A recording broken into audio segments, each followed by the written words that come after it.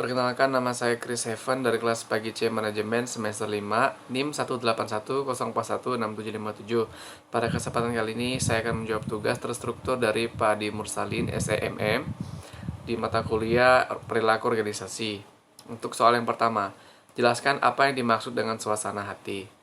Suasana hati, bahasa Inggrisnya adalah mood, adalah suatu bentuk keadaan emosional yang munculnya berbeda dari emosi karena cenderung tidak spesifik, tidak intens, dan tidak selalu muncul oleh stimulus atau kejadian tertentu. 2. Jelaskan apa yang dimaksud dengan afek. Afek adalah perasaan dan emosi yang menekankan tingkat kesenangan atau kesedihan pada kualitas senang dan tidak senang, nyaman dan tidak nyaman yang mewarnai sebuah perasaan. Soal ketiga, jelaskan hubungan afek, emosi, dan suasana hati. Emosi adalah perasaan-perasaan intens yang ditujukan kepada seorang atau sesuatu. Kemudian, suasana hati atau mood adalah perasaan-perasaan yang cenderung kurang intens dibandingkan emosi dan seringkali tanpa rangsangan kontekstual. Kemudian, afek. Afek adalah perasaan dan emosi yang menekankan tingkat kesenangan atau kesedihan pada kualitas senang dan tidak senang, nyaman dan tidak nyaman yang mewarnai sebuah perasaan. Keempat, coba berikan contoh ragam emosi. Yang pertama adalah cinta. Cinta adalah salah satu emosi yang paling penting dalam kehidupan manusia sehari-harinya. Kemudian benci. Benci adalah lawan dari kata cinta. Kemudian takut, salah satu emosi yang kerap dirasakan oleh manusia. Kemudian marah, malu, dengki, cemburu, dan gembira. Soal kelima, apa yang dimaksud dengan biologi emosi, intensitas emosi, frekuensi, dan durasi emosi? Jawab, semua emosi berasal dari sistem limbik otak yang kira-kira berukuran besar, yang seperti sebuah kacang walnut, yang terletak di batang otak. Orang-orang cenderung merasa bahagia ketika sistem limbik mereka secara relatif tidak aktif, dan sistem limbik orang tidaklah sama.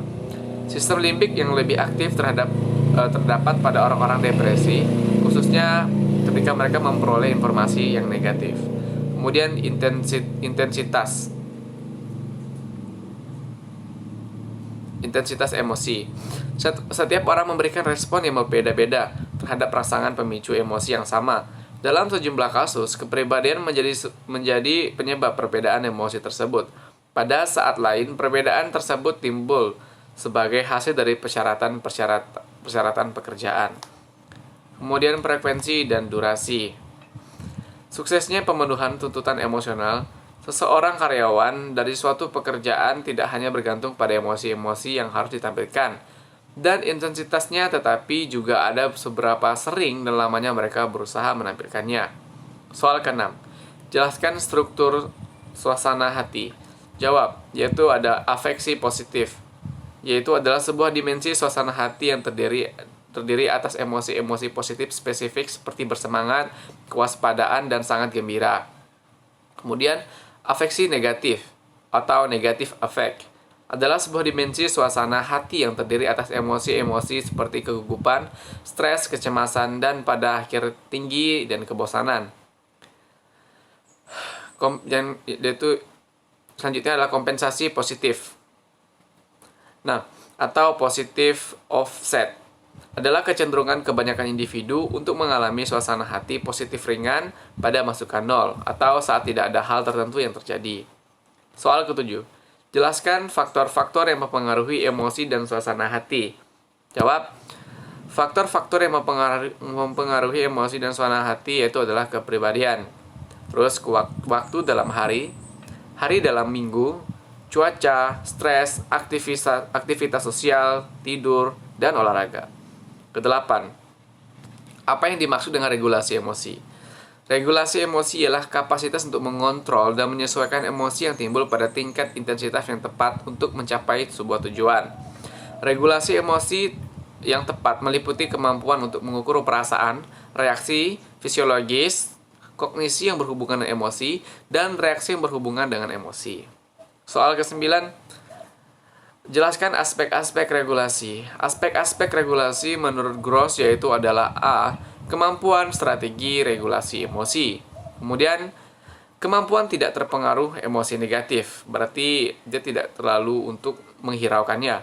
Kemudian kemampuan mengontrol emosi, yaitu kemampuan di mana orang mampu mengontrol emosinya ketika ia mendapatkan respon negatif dari seseorang. Dan yang terakhir adalah kemampuan menerima respon negatif. Lanjut, untuk soal ke-10, apa yang dimaksud dengan kerja emosional? Kerja emosional ini adalah situasi saat seorang karyawan mengekspresikan emosi-emosi yang diinginkannya secara organisasional selama transaksi interpersonal di tempat kerja. Soal ke-11, apa yang dimaksud dengan emosi yang dirasakan dan emosi yang ditampakkan? Emosi yang dirasakan adalah emosi yang hanya melibatkan perasaan hati yang dipendam dalam diri, sehingga tidak ada yang mengetahuinya. Contoh yaitu sedih, namun hanya dirasakan sendiri. Sedangkan emosi yang ditampakkan adalah marah, karena perilaku fisik serta intonasi berbicara sudah di level yang tidak biasa, yaitu berbeda. Nah, soal ke-12, apa yang dimaksud dengan kecerdasan emosional?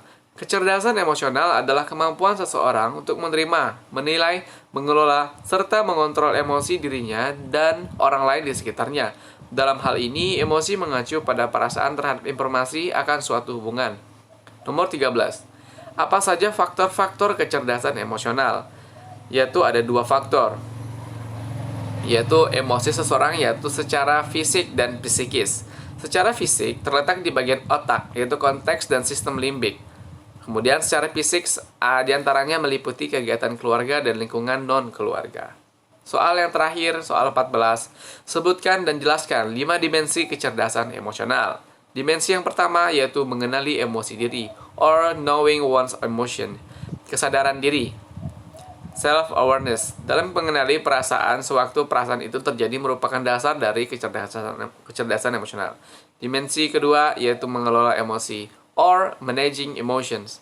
Mengelola emosi berarti menangani perasaan agar perasaan dapat terungkap dengan tepat. Hal ini merupakan kecakapan yang sangat bergantung kepada kesadaran diri. 3.